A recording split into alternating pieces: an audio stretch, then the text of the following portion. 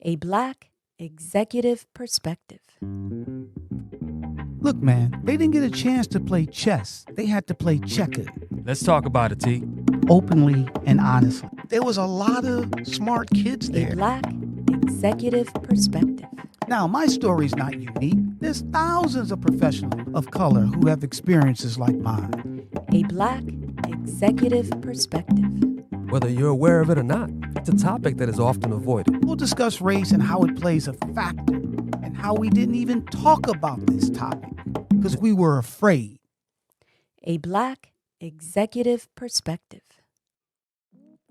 In this episode, This and That, Intersectionality 101, Tony Tidbit and Les Frye welcome special guest Himalaya Rao-Potlapally, Managing Director, the BFM Fund. Many of us have heard the term intersectionality, but do we truly know what it means? Coined by legal scholar Dr. Kimberlé Crenshaw in 1989, intersectionality is a term for understanding how various forms of inequality interlock and play out in our lives. Welcome to a Black Executives Perspective podcast, a safe space where we discuss all matters related to race, especially race in corporate America. I'm your host, Tony Tidbit. And hi, I'm your co-host, Les Frye. And in this episode, we'll be discussing the true meaning of intersectionality with our guest. This speaks highly of professional and personal experiences of intersectionality throughout her career. Yes, and we're very excited about it. So our guest today is Himalaya Rao-Potlapally, who is Managing Director of Black Founders Matter Fund. And she's going to walk us through and give us a lot of ideas and thoughts of intersectionality. Prior to BFMF, Himalaya got an MBA and specialized training in venture finance and worked in 7 different firms as the associate deal lead and eventually fund manager. She was also an adjunct professor at Portland State University, teaching MBA and MSF students about venture investing and helping stand up their Impact Ventures program. She also co-launched Venture Partners, an educational nonprofit in partnership with Venture Lab and MVCA Ventures Forward VC University. She has been recognized as one of the rising stars in venture capital by NVCA Venture Forward and as a 40 under 40 recipient by the Portland Business Journal. She was invited by Senator Wyden to present expert witness testimony in front of the United States Senate Finance Committee on her work with BIPOC founders. Himalaya has a passion for expanding the accessibility of entrepreneurship to BIPOC and rural communities as a pathway for economic development and generational wealth building. Himalaya, welcome to a Black Executive Perspective podcast. Thank you so much for having me. That introduction was so long and it made me actually feel quite old. But thank you so much for having me on this podcast. I'm so excited to talk with both you and Les about all the topics that are really difficult to talk about. That is awesome. Yeah, as I was going through, I was like, wow, she is so accomplished. The only thing missing in your bio is they gave her land and title. All right. But I'm pretty sure if that hasn't happened yet, it's going to happen soon. But welcome to a Black Executive Perspective. And just to be able to, so we can set the stage with our audience, just tell us a little background about yourself, where you're from, your family. So hi, everyone. Again, my name is Himalaya. Now, currently, I am the managing director of the BFM Fund, and I'm also the co-executive director of a nonprofit that trains diverse people in how to break into venture capital. But my background is actually very different. Most people that are in venture capital now, who are associates, who run funds, they've mostly come up from top tier schools and then have filtered into investment banking or top tier consulting and then have made their way through that. They're also maybe like former operators that have had exits. Usually people that have generational wealth, or even if they don't have generational wealth, have a lot of wealth in this lifetime. And so I think that sets the tone sometimes for how policies are created, structures are created for venture capital.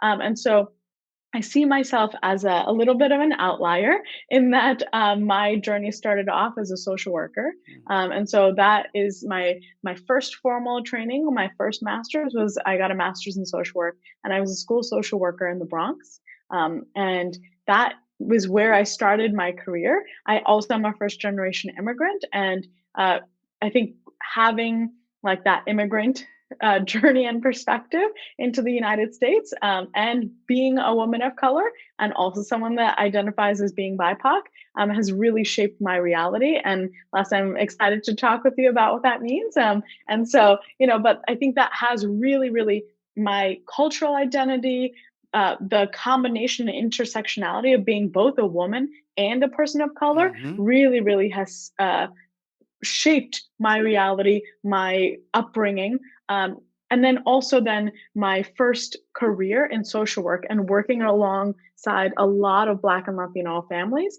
being a part of the community. I think that really helped me to understand how there can be different frames of reality. So I'll just like quickly touch on that because I think sometimes people don't understand.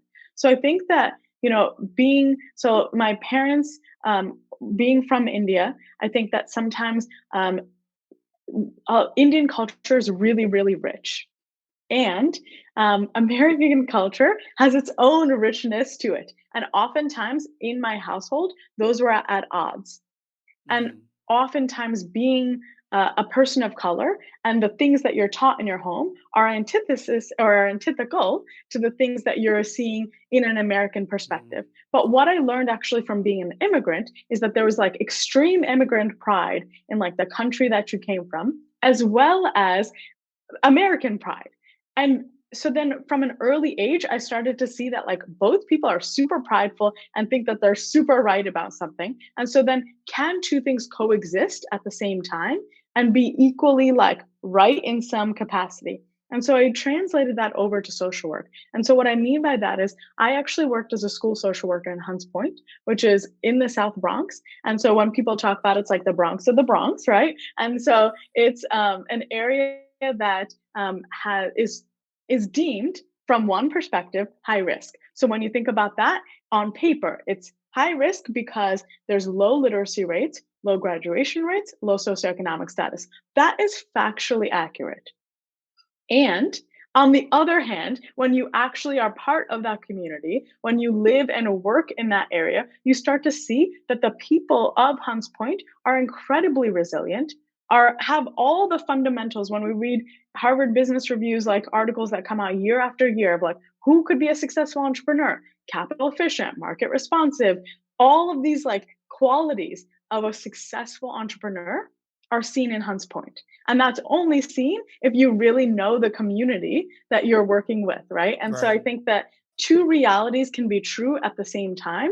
But oftentimes we're only looking at something from one perspective and then making a judgment on what the trajectory can be based on our perspective. And so I think I will say that as like who I am, because that fundamentally shapes all of the professional decisions I've made and certainly shapes the fund's trajectory now.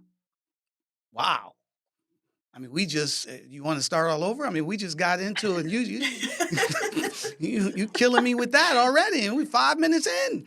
I love it. I love it. I love it. So listen, we're gonna dive deeper into that because I have a ton of questions. Real quickly though, just based on what you were saying, one of the areas that we struggle with as human beings is the boxes people put us in, right? Mhm. And we sometimes try to just live up to that box without recognizing all the other things that we bring to the table, right? Even in our live environment, that's also outside of that box, right? So we definitely want to dive into that. But Les has some quick questions because now you're part of the family. So you gave us a good background, but we're going to dive in a little bit deeper, just in some fun stuff to see what Himalaya likes. Les. Great. All right, so we do like a little icebreaker at the beginning. I don't want you to think too heavily on this. Just say whatever comes to top of mind.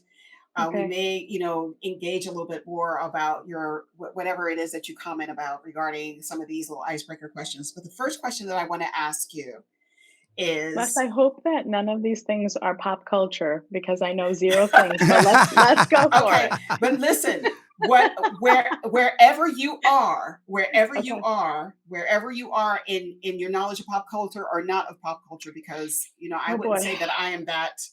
I'm not that astute about pop culture, but wherever you are, just let's talk about it and Yeah, really no, engage yeah, on it. it's not Jeopardy. Okay. We good. You good. Yeah, you really are. All right. So, what was the first concert you ever went to? Who was it, and how old were you? Okay. This will definitely show my background. So, being an immigrant, I was like deeply entrenched in being an immigrant. And so, what that meant was that my parents were really struggling for a lot of years when we moved here. And so, I was not exposed to a lot of things that most people are exposed to as a child. And so I actually didn't go to my first concert until I was in college. I actually didn't even start listening to music.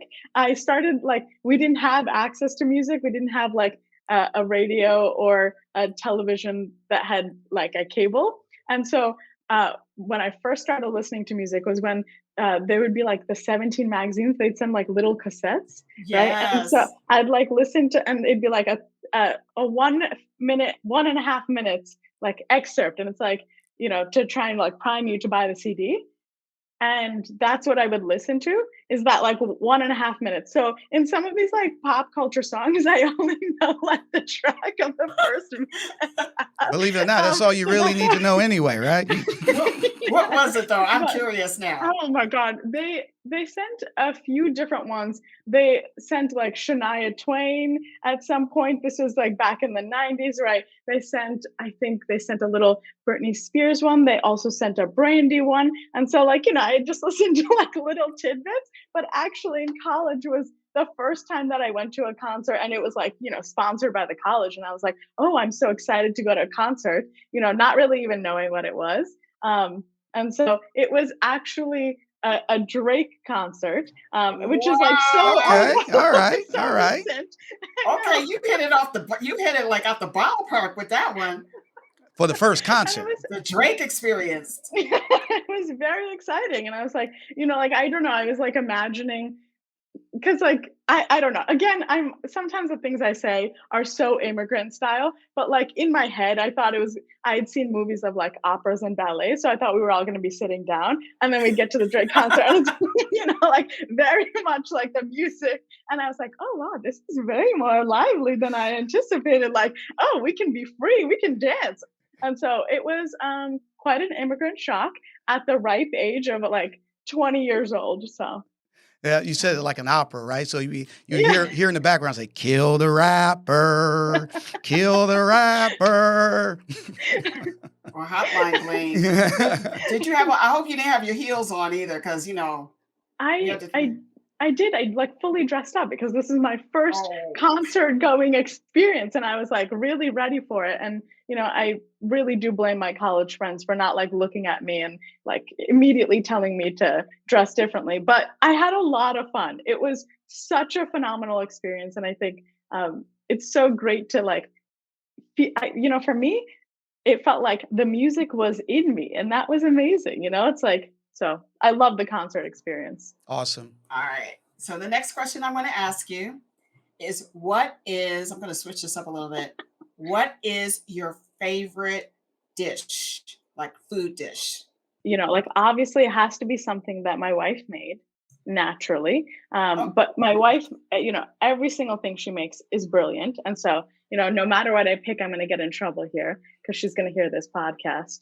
Um, one of the things actually that I really, really love, it's simple, right? It's not like actually super, it's not from any of our cultures, but Natasha, my wife, we started making handmade pasta at home. And so, and actually realize like when people say like, oh, vegan pasta, it's actually really easy to make it because there's only two ingredients of like the semolina flour and the water. And to be able to like fully make that ourselves, like press it, roll it, laminate it. I think and then to make the sauce from scratch. Like we, like grew tomatoes, grew the basil, Wow. did it all ourselves, like even figured out like how to like utilize squash as a way to like, beef it up. And so I know that seems simple, but for us, I think like so much of our lives, especially for those of us who have grown up in cities, like so much of our cultural roots from like an agricultural perspective have been taken away from us. Mm. And so for us, it was like actually our first time kind of like reaching back to like make it something from fully scratch, and then Scratch. being able to like appreciate how like our food is made and being able to do that and connect to our roots. Yeah, that's quite an accomplishment too, because I've actually watched videos of how people make actual pasta, chop it up into pieces and stuff like that. It's fascinating. Yeah. It's fascinating. I'm still watching. So I haven't gotten to the Yeah. action side yet, but I'm still watching. And just so people know too, pasta did not come from Italy. Pasta came from China. So Yes. people need to know Yes. that the Chinese were making pasta, all these things that we now identify as Italian was actually an Asian product. Yes, absolutely. This Les, that like segues so wonderfully into our conversation because there's so many things in entrepreneurship that we like prioritize a white model of success. We prioritize white ideas, but when we actually look into it, all of our unique cultures within the BIPOC sphere actually create so many origins of entrepreneurship value. I couldn't agree with you more. Oh I my couldn't God. agree with you more. All right. And so we're going to do this last question. Okay. All right. Here we go. Bollywood or Hollywood? Who does it better? I'm going to say Hollywood because I am a feminist, and while it's gotten different, I genuinely enjoy movies that are not just about a love story and about the like development of a character outside of romantic love. I think there's so much love that can be found in our lives that doesn't have to do with that. And even like love for yourself and love for your journey and your accomplishments. And I think Hollywood does a better job of that. Yeah, it is changing a little bit in Yes. Bollywood. Yes. During Pride Month, I did show a film that I think is the first film of a female same sex relationship that has been Mhm. produced out of Bollywood. Now, this Eklatki Kodesa Lasa, I think that's what it's called. Yeah, Okay. very good film. I highly recommend it, by the way. Okay. Les, I'll have to follow up. Also I was going to tell both of you, Tony, Les, you'll have to meet up with me and Natasha in person so we can show you how to make pasta. Because honestly, I feel like, and this will be my last little like soapbox on the food, is so much of our culture has actually been taken away from us, and now it's been monetized by white society, and we have to pay to access that knowledge when it belongs to us. It's part of our heritage and our culture. And so for us, it's super important that we like connect back to it and we help give other people access to it. I'm all for Absolutely. that. I'm down. Where you can count us in, right? But Okay. you just spoke about that. So we're going to dive into, the things you talked about at the top, even in the warm up and intersectionality and all the aspects that go to it. So are you ready? Jump I'm into ready. it? All right, let's talk about it. Les, kick us off. All right. So I just wanted to ask you, a lot of people don't know what the terminology BIPOC means. Mhm. Let's talk about that. How this is a new classifier, identifier of people's identity. Explain to me what BIPOC means to you. Yes. So Les, this is actually a great question. And I've actually running, right, a fund that prioritizes Black investment. I've had a lot of conversations with other Black founders who say, like, hey, why are you talking about BIPOC founders when like the focus and like we feel like we're being lumped in to a group that doesn't represent us. Hmm. And actually, that is why BIPOC was created. So before BIPOC, it was just POC, which is people of color. Right. And within that, when we think about like organizations adopting POC diversity standards or wanting to have like diversity in their hiring as well as recruitment and promotion, we were thinking about just POC. Since that bucket is huge, it's literally anyone that's not white, Correct. then inevitably there's a hierarchy there of like, then people were like mostly, right, like Asian people were being promoted in different fields, and then it was leaving a lot of different groups out that aren't the lowest hanging fruit within POC. And there's a lot of different class and socioeconomic issues and historical context that make it so that even within the POC space, there are some groups that need to make sure that are represented within the broader sphere. That's actually why BIPOC was created. So BIPOC means Black, Indigenous, people of color, to literally call out that Black and Indigenous communities historically, economically, have not had the same treatment in this country or globally as other people of color, and therefore need a separate distinction. So when you are saying that your company policy or your hiring practices are addressing BIPOC standards, you are not just including the POC part, but you are also paying attention to how you are supporting Black and Indigenous communities. I love that explanation. I really do. And that gives you an idea of what that means, because so many people here in America are of mixed race, and we have been forced by American standards to identify as one and not relate to the other. And that's what makes, what you were talking about, the richness of people of color. That's what makes us so rich. By denying or disregarding the ancestor, the indigenous ancestor, you're basically saying that that person doesn't exist, and then therefore any of the gifts that you receive from that, any of the differences, any of the things that make you such a unique individual, you're actually denying that by not promoting that side of yourself. So thank you so much for explaining that for us. And based on that, how broad is BIPOC? Because, to be honest, I'm just, and excuse my ignorance, I'm just hearing of it. I've probably seen it somewhere before. When you hear people talk about, POCs, they're not saying BIPOC, and you're 100% right, right? There is a hierarchy, and it is a check a box. Well, we have a POC, right? We have an Asian, we have somebody Hispanic, and blah blah blah blah blah, right?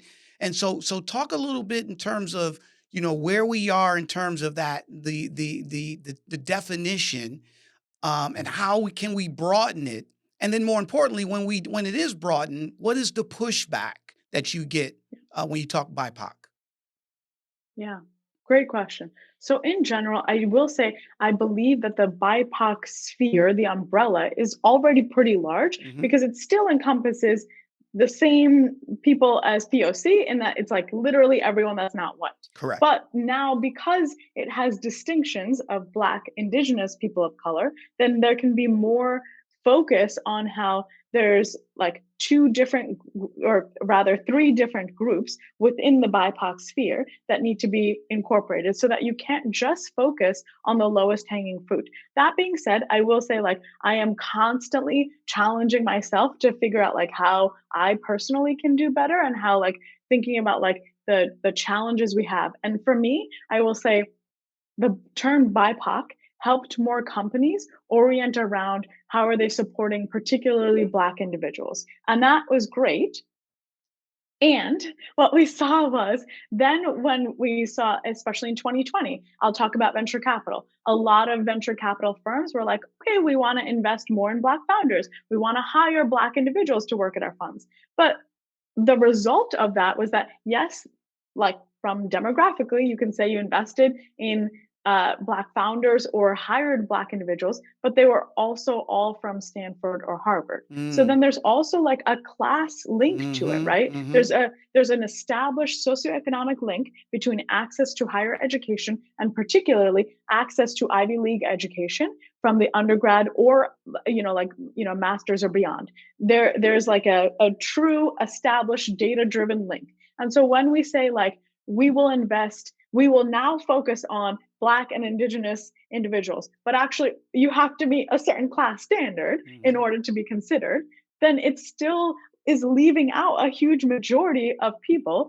who identify as Black and Indigenous, who, because of historical wealth gaps, policies that were discriminatory, zoning issues, all of these fundamental core things that are still happening today, then you're still leaving out a huge percentage. And I think we always try and figure out a way, no matter how much we segment it, we're okay, what's the lowest hanging fruit in each of those segments? And I think my challenge to myself and to Others is to like really think about the intersectionality between race, gender, and class. And like, if you really are looking at those three intersections, then I think it will challenge us to make more holistic decisions around the way we structure programs, the way we hire individuals, the types of people we decide to invest and support in. And so that's like more so where I'm like focused on to like even increase beyond just BIPOC. And then, number one, thanks for explaining that. So what is some of the pushback that you get? Because now you're being specific, right? Versus Yeah. just POCs, which is broad, and you're saying Black and Indigenous, right? Which, Yeah. for whatever reason, people's back of their hair start curling up when you hear those two phrases. So what's some of the pushback? I do. I would say that originally, when I first had started with the fund, and this was back in 2020, I will say, like, well, let me back up for a quick second. I think that when we first moved to this country, we lived in the Bronx, Mm-hmm. and then for some period of my time, I lived in Connecticut, and I was we were one of the first, or maybe the first, non-white family that lived in that town. Mm-hmm. So I think growing up, I was so used to convincing people who didn't think like me to think like me. And I think a lot of people who are BIPOC have that experience, particularly if they move away from their community and go towards like the colleges or jobs that have like a lot of white people. They're always trying to convince other people that don't think like them to think like that, essentially have validity of their ideas, right? Mm-hmm. And so I think within that, we create a trauma informed response that like marginal agreement is like success. And we feel like elated about that. Like we've somehow like, helped to push something forward. And I think I felt that way growing up. I felt that way even when I started the fund. I felt like, okay, I'm like going to convince everyone that like investing in Black founders is the thing to do. And what I've realized actually, Tony, to your point, to your question, is people who are fundamentally not seeing why investment into Black founders is critical from not only a societal perspective, but an economic perspective. Right. Those are not individuals that I, as one person, can convince, right? I don't have the psych cap over them. I'm not their family member. I don't have all of that history with them to be able to convince them of that. Their realities might have shaped their perspective in a way that like one person will not be able to convince them. And so actually, yes, I have received pushback, but I've also started to like train myself not to respond to the pushback. Like if you actually don't think that Black and Indigenous people should be focused on outside of POC, okay, that's your perspective, but we're not like aligned on that. We're not aligned on the base set of facts, and I'm not going to waste my time trying to convince you essentially that Black and Indigenous people matter, and that the starting points of Black and Indigenous people is vastly different because of the way that we've structured our society. I love that. I love that attitude, that mindset in terms of, you know what? Can't beat them, join them. All right. It's more of, hey, this is what we're going to do. This is what I believe. If you're not there, then you know what? More power to you. I'm still going to love you, but we're still going to move forward. Love it. Love it.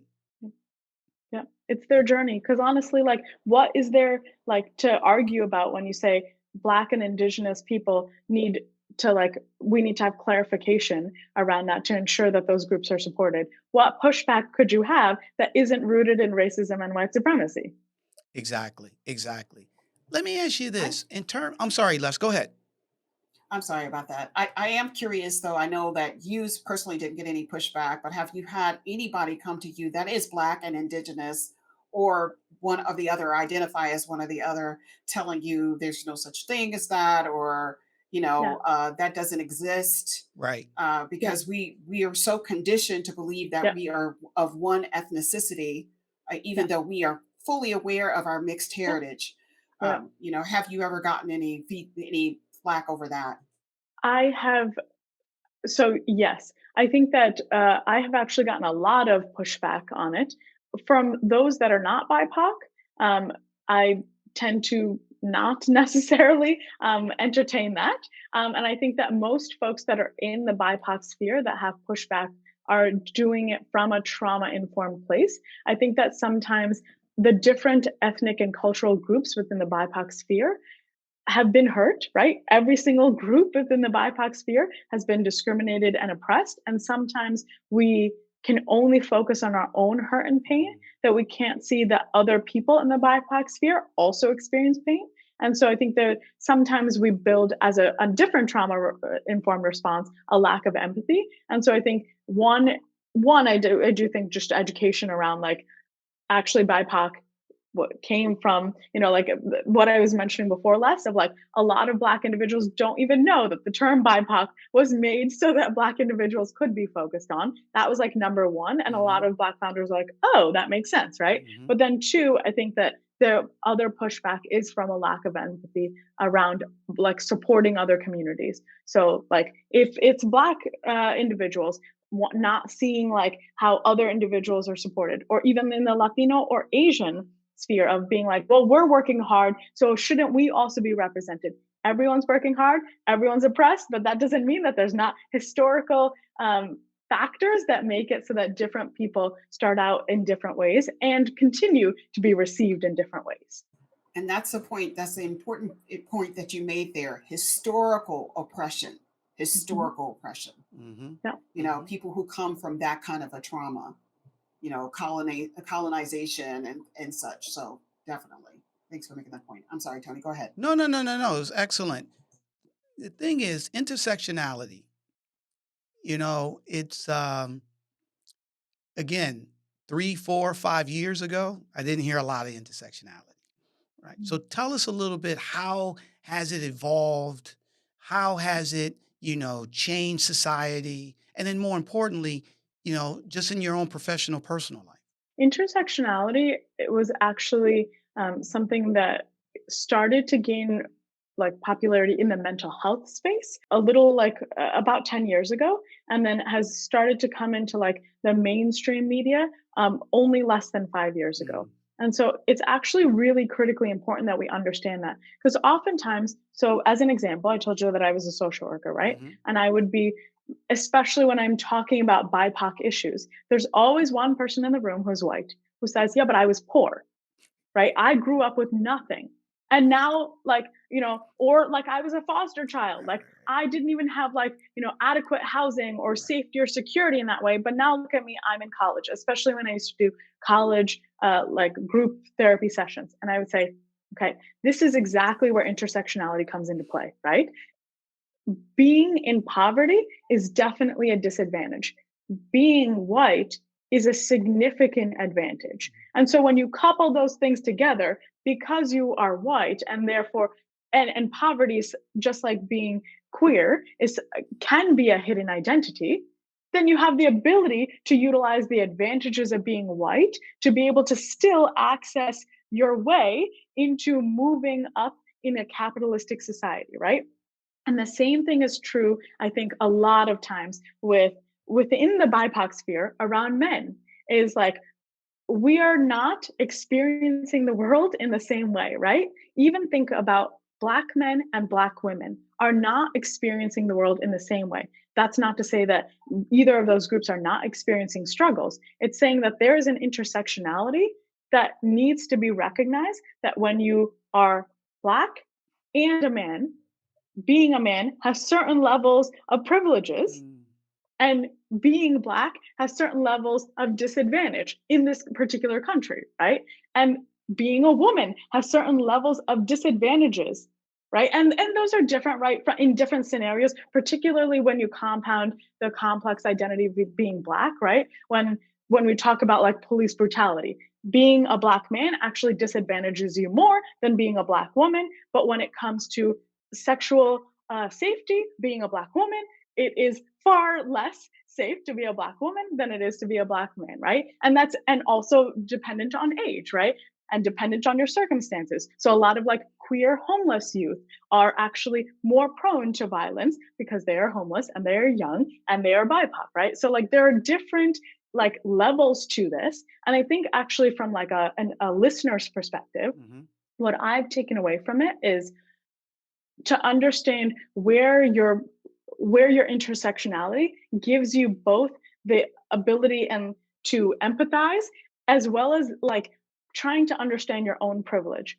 Like and especially when we think about like we can think about gender privilege, when we can think about class privilege, we can think about race privilege. And so this is something that I especially like to talk about within Asian communities, right? Hmm. Asian communities historically have come to this country only because they are wealthy in their country, right? Hmm. In their respective countries. And so while they are absolutely being discriminated against in this country, you still have historical wealth and like the mindset of what that means and access to education in a prior country. And so you're coming to this country and still able to access some opportunities that people in this country are not able to access if they're Black or Latino living in poverty. Go ahead, sorry. So basically, what you're speaking to is the model minority myth that is Correct. applied here in the Correct. United Correct. States. Correct. Absolutely. Whereas you obviously, coming from Southeast Asia, you phenotypically are of brown complexion, but yet and still you have an advantage because the historical um, abuse that has happened to people of color in this country does Yep. not actually touch you. And we have to demystify that because a lot of people don't know where that word came from. I mean, it was Mhm. started with Ronald Reagan, and he's the one that initiated that. It gave people of Asian heritage, a leg up in this country. Yeah. Mind you, prior to him even making that statement, the Chinese that were here during the building of the railroad, they were, subjugated to a lot of things. Just people of color, anybody that comes here that is of a different ethnicity or if different background. But how do we change that mentality? Because I believe that sometimes what happens is that a lot of my brothers and sisters that come from Southeast Asia, they don't see this as they Mhm. can't understand. A lot of Yeah. my African brothers and sisters too can't understand Yeah. why it is necessary to have this space, this safe space for people that Correct. are BIPOC. Correct. Yeah, I think it's a really large, complex question because I think, and I will say, like, fundamentally, I think that the solution starts with empathy and recognizing that even when you share the same skin or the same culture, that doesn't mean that you have the exact same experience as someone else. Hmm. And being able to recognize that someone else in your culture, in your like complexion, has had a different experience, and letting that be valid. Going back to our first point, which is two realities can be the same, right? I can be a Black or a brown person and have one experience, and someone who looks exactly like me, maybe because of like having an immigrant status or having a different socioeconomic class, might have a completely different experience. And both of those things are valid, I think, can lead to some of that solution. I think oftentimes, too often, we generalize our own reality on other people. And so, too often, I hear many people from the Black, Indigenous, and I haven't heard it as much in the Indigenous community, but I will say that across the Black, Latino, and Asian communities, we're all guilty of this. Is individuals in our various communities who are successful will then say, well, look at me. I've been socioeconomically successful. I've been able to go to college. I've been able to get a job. So it is possible. It is possible for you. That doesn't mean that it is actually physically possible for someone else, because there are a whole set of other factors that, even if a person looks exactly like you, comes from your same culture, because of intersectionality, they might have so many other factors that impede them from achieving that same goal, even if they work just as hard as you. And so I think that's like the fundamental takeaway from intersectionality is to stop generalizing your experience and putting that on other people, and rather trying to figure out like, and listening to other people, like, oh, so you weren't able to access my same level of wealth or education. Tell me more about your story. Let's build a roadmap of all the barriers that you've had. How do we then systemically and like collectively as a community start to figure out how we can remove some of those barriers? It starts with empathy. It starts with listening to other people, because each person's journey is going to be unique to their intersectionality. Mm. Oh my God. I mean, this is very educational. So, based on that, Himalaya, how do we, take this from being something that just, from a mainstream standpoint, started 5 years ago and then broaden it out where it becomes mainstream? I mean, where would you start? I mean, it seems like first you're saying you're starting with yourself from an empathy standpoint. So I guess that would be the first part. But how do we strengthen this where the everyday person and look, we may not reach everybody, but at least more individuals will be able to stop and instead of putting everybody in boxes and saying, well, you did this and I didn't, or I did it and you should be able to do it, a zero sum game. How can we Yeah. take it to the next level? Really, really great question. I will always say it starts with yourself Mhm. because I think that too often, we look at societal changes and we're like, oh, like a government or a corporation needs to change their thing, whether it's like around climate change, whether it's around racism, but also like, how are you embodying white supremacy? How are you embodying the things that accelerate climate change, right? And like our policies and our, governing corporations only respond to the things that we as individuals want and push up. And so it does start for me at the individual level Mhm. of ensuring that we are also examining how each of our practices and philosophies are aligning or not aligning with what our eventual goals are. That being said, this is why I'm actually really, really passionate about entrepreneurship, because I think that entrepreneurship can not only be a pathway to economic development, but it also can be an opportunity to be able to allow different individuals to showcase the things that they are strong in Mhm. and be able to bring that into creating economic agency for themselves and their families and their communities without having all of the same like parameters that a normal corporate job would be, right? Mhm. Because like if you think about a corporate job, first you have to have a good primary and grade school education to be able to access a really great Ivy League education or just a regular great education. You also have to be able to pay for that. Mhm. Then you have to be able to access a corporate job. Then, once you access a corporate job, you have to assimilate to the culture, the very white dominant culture of communication, of dressing, of how you present yourself, of how you engage with your peers, how you engage with your supervisor. There's so many levels where you lose yourself.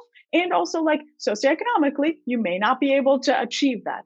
And for me, I feel like entrepreneurship gives a pathway for many more people to actually start where they're at and to be able to utilize the things that they're already good at, the things that their culture is already really good at, to be able to help almost reclaim some of the things that were lost and to be able to utilize that to achieve economic independence and agency, but then also be able to prioritize the things that their culture is really good at, the things that they and their family are really good at. And so that for me is like one of the biggest things that I'm always talking about is like there's not a lot of resources going into Hunts Point.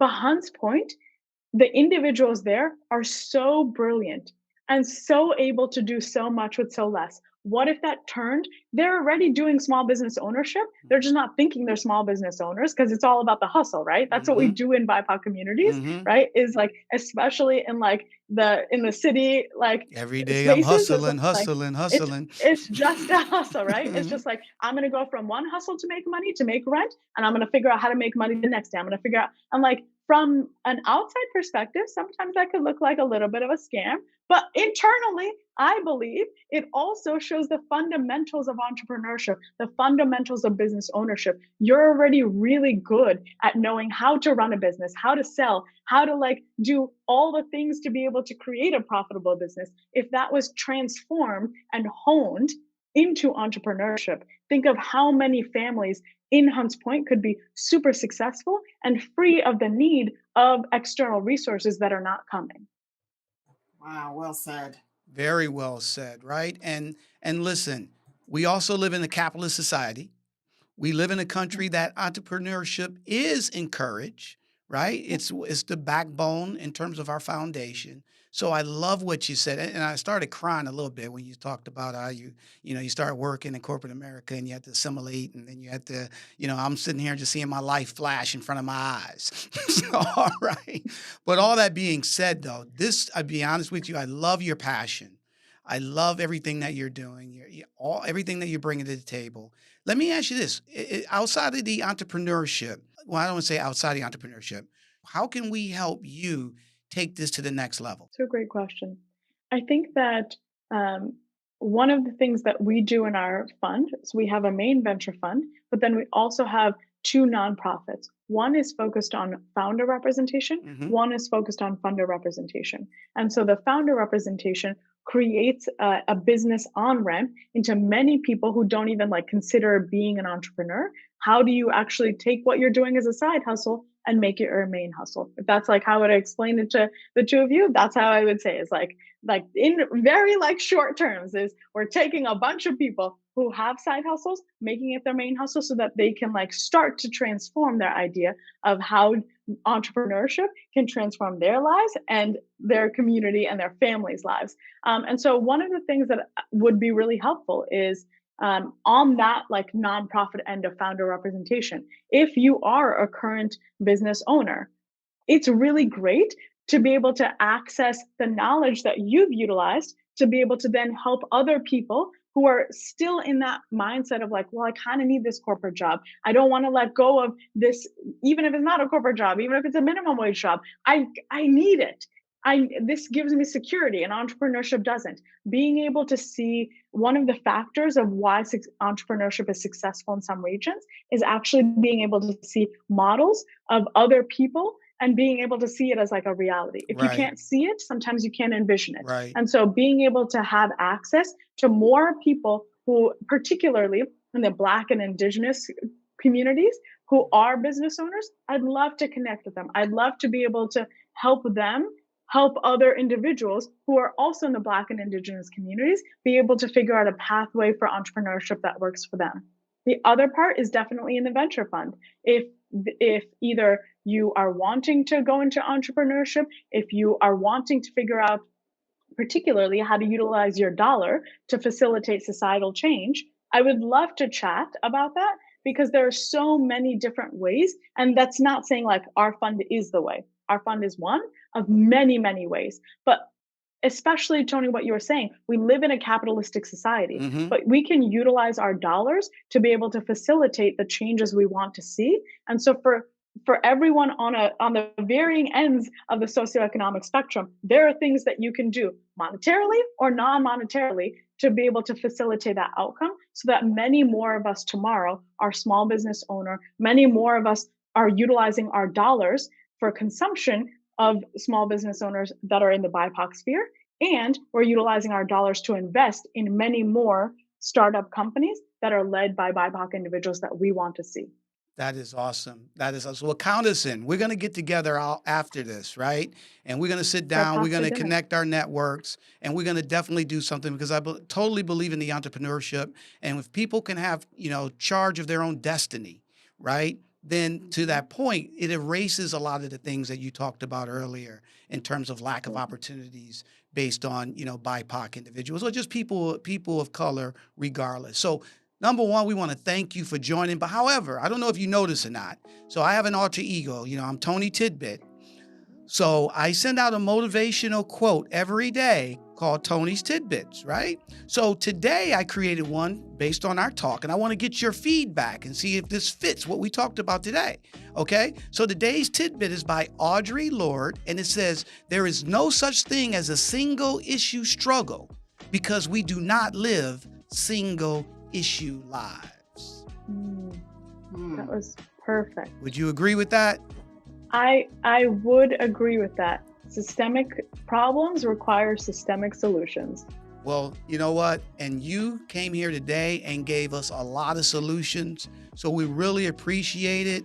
Himalaya, it's been great for you to be able to join a Black Executive Perspective podcast. We would love to have you come back at some other time, right? We can talk about progress. We can talk about some other ideas. I know there's a million questions that Les didn't get a chance to ask that we want to dive into. And then look, we're going to get together to do the pasta anyway, and we can come back and more importantly, I just won't watch. I'll get involved this time. Okay? You'll definitely have to get involved, Tony. Natasha and I are formally inviting you and Les to come over to reclaim your roots, to eat amazing pasta, and we'll continue this conversation. Okay, great. So everyone, thanks for tuning in to, a Black Executive's Perspective. about intersectionality with our guest, Himalaya Rao-Potlapally. She was awesome, stuff to that nature. We really enjoyed her feedback, her passion, the whole 9 yards. So please continue to tune in for season 1 of a Black Executive Perspective podcast. You can find a Black Executive Perspective podcast wherever you get your podcasts, and visit our website at www.blackexecutivesperspective.com, or follow us on Instagram, YouTube, and LinkedIn, okay? For my guests, Himalaya, my co-host, the legendary, and it's her birthday today, so we got to say happy birthday, Les Frye. Happy birthday, Les. Happy birthday, Les. All right. Thank you. I'm Tony Tidbit. We talked about it. We'll see you next time. Love you a lot. We're out. Thank you for tuning in to this episode of Tony Tidbit, a Black Executive Perspective, and for joining in today's conversation. With every story we share, every conversation we foster, and every barrier we address, we can ignite the sparks that bring about lasting change. And this carries us one step closer to transforming the face of corporate America. If today's episode resonated with you, consider subscribing and leaving us a rating or review on Apple Podcasts, Spotify, or wherever you get your podcasts. Share this episode with your circle, and with your support, we can reach more people and tell more stories.